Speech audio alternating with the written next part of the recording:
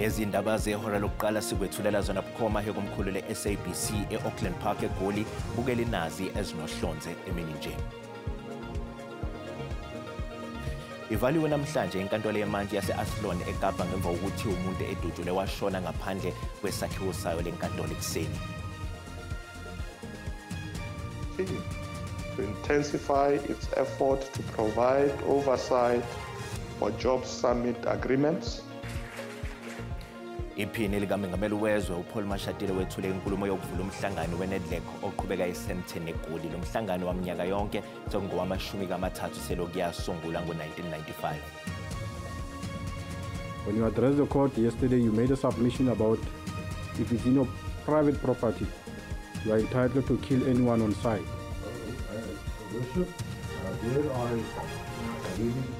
Inkantolo yemantshi yaseKroonstad Free State ilalele isicelo sebheli somsolo oneminyaka engama-80 obhekeneke necala lokubulala nokugqiba isidumo somuntu eplazini lakhe.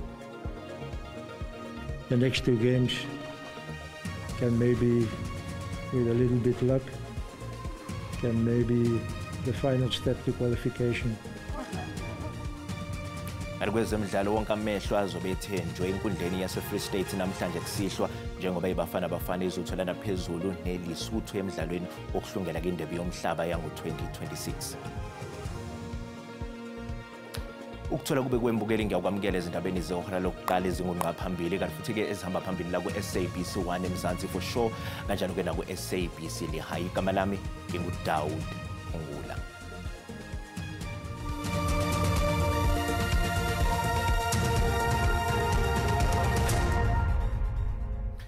Ivaliwe inkantolo yemantshi yase-Athlone eKapa kulandela isigameko sokudubula esenzeke ngaphandle kwalesakhiwo namhlanje kuseni.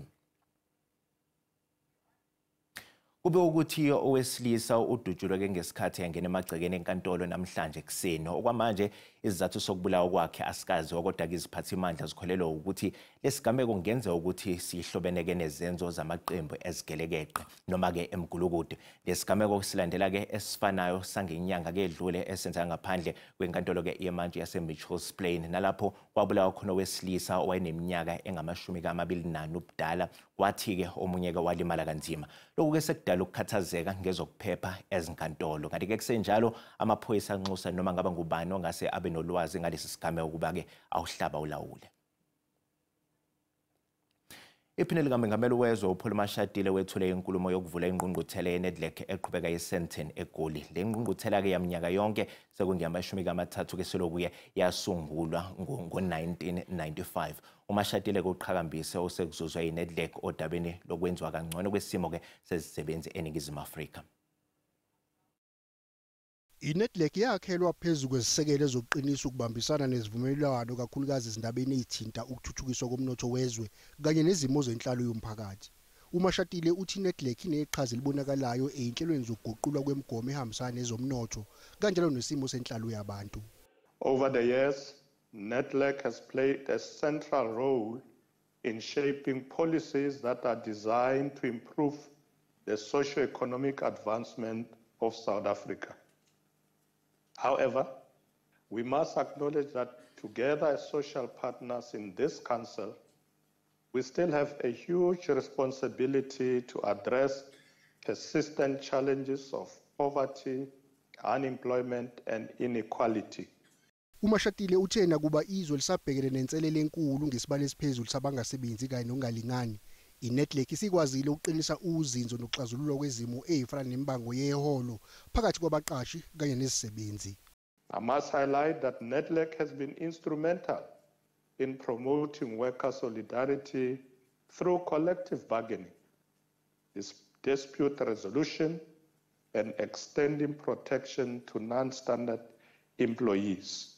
Ubuholi beNedlac bukholelwa ukuthi umbiko wabo wakulonyaka uzoba zinkomba zokuthi abagcinje kuphela ngokubamba izithangami zokuxoxa, kodwa imisebenzi yabonakala kosokwenziwe kulomkhandlu. The report I'll be giving on our 30 years of Nedlac will be showing that we didn't just talk, there's been a lot of action happening. The country has adopted a national minimum wage, and that's because of talking. We have the Presidential Climate Commission in place, that's talking. We have Proudly South African in place, that's talking. So talking does lead to a lot of action.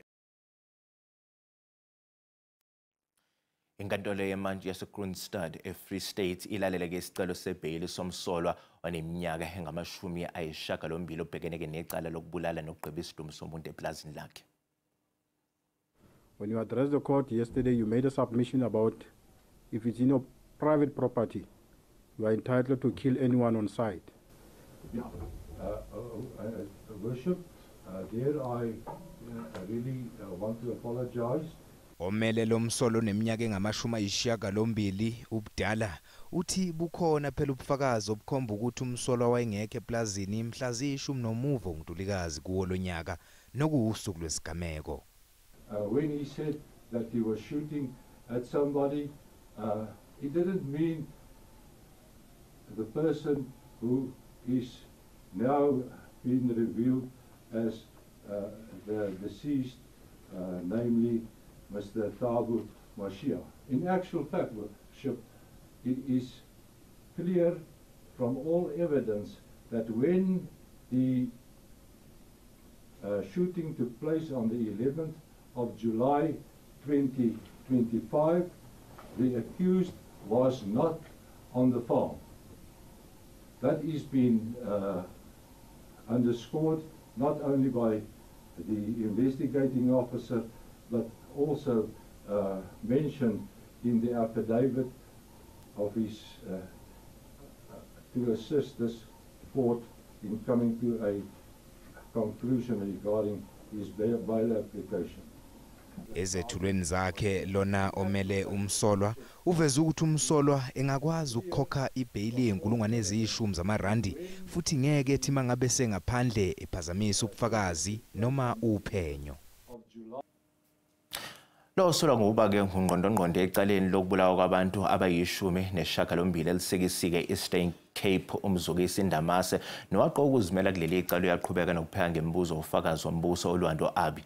Njengamanje sixhumana-ke nentatheli yeziko lezindaba ze-SABC elandelela-ke lolu daba enkantolo uNomzwanele Mngoma. Nomzwanele, asikubingelele sikwamukele ezindabeni-ke zehora lokuqala emini. Sicela nje usilandise ngokuqhubeka-ke enkantolo-ke namhlanje. Manibulise Dawota ngibulise nakubabukele emakhaya. Limisiwe ke ityala limiselwa umhla ngomvulo.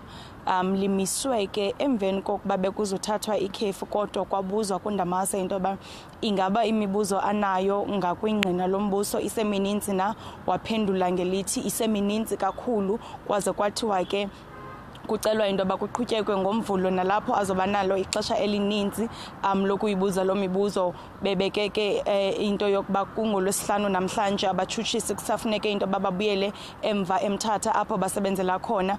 Into ethi ke leyo ngomvulo kuzolindeleka into yokuba aqhubeke umzukisi Ndamase ebuza imibuzo kuye uLwando Abi ukukrobisa ke njengokuqhubekileyo izolo iphambi kwaphezolo kunye namhlanje.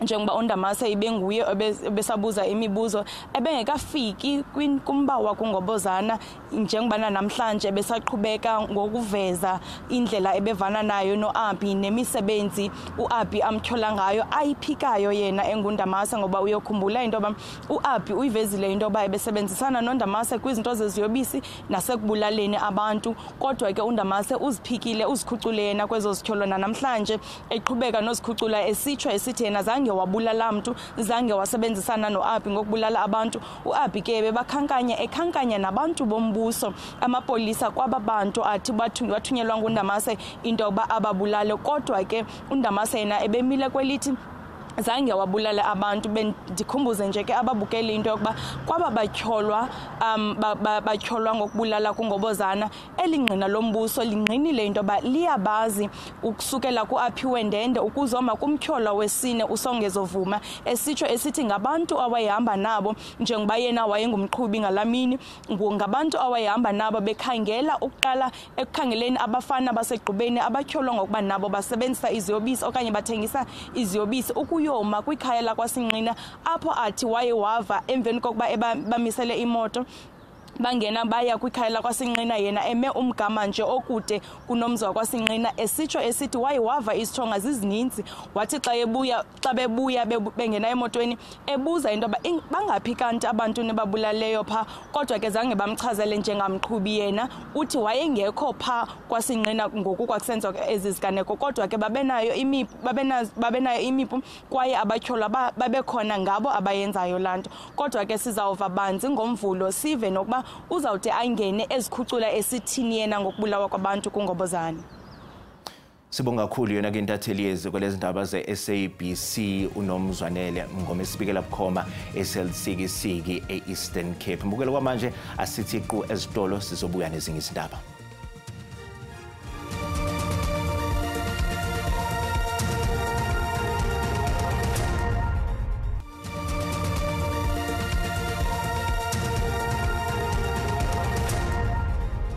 Bukela sikubingelele sikwamukela uma ngabe usanda ngena odabeni oluphambili besibiko ukuthi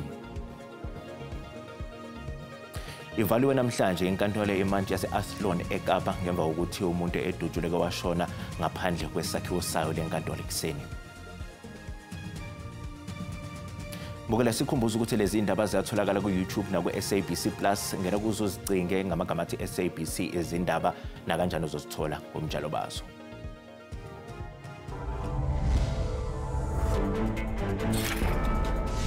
Ingaba ufuna ukuhlala unolwazi kwaye uqonde ngokusingqongileyo ungaxhalabi sakuphakela ziqhuma ngobunjalo bazo. Ukufumana indaba ezithothenhla iinkqubo zenkundla indibano epalamente kwakunye namagqabantshintshi namajelo endaba singalibalanga izindlu zowiso-mthetho zamaphondo. This morning that there was a fire that was taking place. Phakathi kwamacala athoswe wona uMzana uSikhosana icala lokwakha iculo lokubulala. Kuya kuloba kamaphorisa ya 3 lava va kongomete endhawini ta le Limpopo. Dibana nam uKholosa Lubisi uNonkanyezi apha ku-DTT channel SABC haye kunye ne-SABC Plus app rhoqo ngomvulo ukuya ngoLwesihlanu ngentsimbi ye-9 kusasa.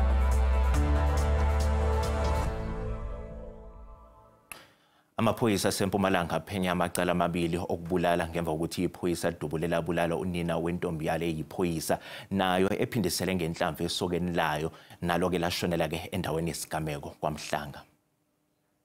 Lesigameko sishiye umndeni ukhungathekile njengoba kubikwa ukuthi leli iphoyisa lesilisa lingene ngefastela ladubula unina wentombazane yalo laselizama uqalaza ukuthi kukhona bani endlini nokuyilapho intombi yalo ibe isidubula ibhekise kulo leli iphoyisa labe selishonela endaweni yesigameko. Iphoyisa lesifazane lisesibhedlela lithola ukwelashwa ngemuva kokulimala. Bangifonele nje ekseni bangitshela ukuthi sebangibiza nje njengokuthi ngathi ngizokuvakatsha. Ngabe sengeza nangifika la thola bomama bagcwele ngendlini bakhona umama omunye bathi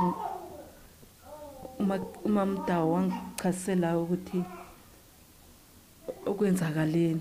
Amalungu omphakathi nawo asashaqekile. Ngizwe ubuhlungu obunyene ehleka angikuza bengikhona ukukhuluma. Isiphethe kabuhlungu yona ngoba umakhelwane lo makaphumzile bekumuntu esazanako ende esakhelene kamnandi singanankinga isiphethe kabuhlungu sibomakhelwane. Amaphoyisa kulesifundazwe asigxekile lesisenzo kanti anxusa ukuba kungenelelwe esigamekweni ezifana nalesi. The matter has been strongly condemned by the acting provincial commissioner of the SAPS in Mpumalanga, Major General Dr. Zef Mkhwanazi, who indicated that members of the police who experience some challenges in their relationship, they must make use of employee health and wellness and other services that are there. Uphenyo luyaqhubeka. Wayengungqongqoshe wezobudlelwane namazwe omhlaba uDokotela uNaledi Pandor uthi elakuleli ke lihlose ukugcina ubudlelwane balo neMelika njengoba futhi ke lisenza ke ubudlelwane namanye amazwe emhlabeni jikelele. Lona wayengungqongqoshe wezobudlelwane namazwe omhlaba uthe iNingizimu Afrika izoqinisekisa ukuthi abubi intekenteke ubudlelwane bayo neMelika. uDokotela uPandor uthi ukutshala imali kwamanye amazwe kwakhe amathuba emsebenzi kuleli. Our interventions and responses should acknowledge the importance of newer and growing trade partners such as on our continent, in East Asia, and of course China. President Ramaphosa has been emphatic about continuing to build solid relations with the United States of America, while also being diverse and complementary in approaches to existing and new opportunities. Dr. Uphandu uthi ingqungquthela ye-G20 ezayo inikezela kuleli ithuba lokuba liyibonakalise kwamanye amazwe omhlaba. The South African theme unashamedly confirms our commitment to positive values of diversity, shared prosperity, and inclusion. The efficient hosting by South Africa of over 100 meetings has illustrated our ability to manage large events. Njengoba abaholi be-G20 kulindeleke ukuthi babe segoli ngolwezi, uhulumeni uthi ugxile kwezokuthutha nakwezokuphepha nasekusebenziseni lengqungquthela njengendlela yokudlondlobalisa elakuleli. Izihlobo abangani kanye nomndeni babuthana ke esontweni iSan Salvador Catholic Church eLeondale ukuyothi indlelanhle kulo obengumhleli wezombusazwe uTsidi Madia. uMadia udlule emhlabeni ngesonto eledlule emva kokugula kwesikhashana kanti ushone emva kwezinsuku ezimbalwa ehlanganise iminyaka engama-42 ubudala.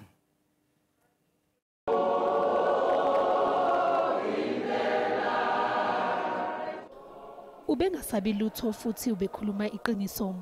Lawa ngamazwi abamchaze ngawe uTsidi Madia akade sebenza nabo. Tsidi's contribution to journalism in South Africa will be etched in history. Her laugh, wit, care, and love is burned into our hearts. As we bid a final farewell to our associate editor of politics, we want to thank the Madia family for sharing Tsidi with us. Umngani wakhe uthi uMadia bebengahlukani behlezi bendawonye. Friend, thank you so much for the love that you've given me.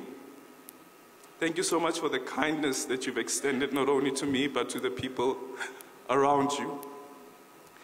Thank you for continuing to have been the glue that has kept our friendship together. Thank you for being the voice of reason sometimes when I felt lost. Umndeni kaMadia uthi usashaqekile. Ubaba wakhe ke uSilas Madia ubhale umilayezo wokuvalelisa indodakazi yakhe enomunyu ofundwe isihlobo somndeni. Our home will never be the same. We already miss your loud voice that brought joy and life into the house. Your booming laughter that warmed every heart, and your generosity that touched us all. uMadia ushiye emhlabeni ubaba wakhe, izingane zakubo ezimbili kanye nabashana bakhe.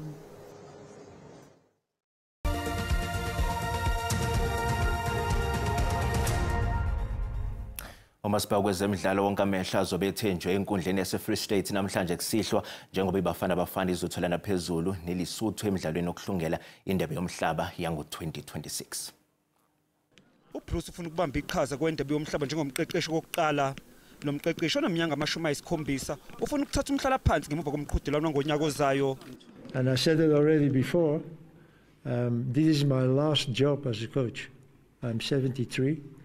I'm not going on till I'm 80. So, yeah, it should be a nice moment to stop. And I'm really very motivated, and also my team to achieve that. Lo mdlalo ozobanjelwe eBloemfontein kuzoba ngumdlalo weLesotho wasekhaya njengoba lelizwe linganazi izinkundla eziphasiswe yiFIFA. uBruce uthi kumele bawunqobe na kanjani lo mdlalo. We all know that the next two games can maybe, with a little bit luck, can maybe the final step to qualification to the World Cup. So from our side we are very motivated. Ukapteni weqembu Ronwen Williams uthi unethemba lokuthi abalandeli bazophuma ngobuningi. It's obviously nice coming here. We know the crowd can be that extra motivation, and we've got a good memory playing last year junior when we beat Zimbabwe. So hopefully, the crowd can come out once again and, be that extra motivation and give us the energy that we need, for these two key important games. Lo mdlalo uzoqala ngehora lesithupha namhlanje. Bukela umhlahlo wesimo sezulu uyalandela emva kwekhefu ngenyakazi.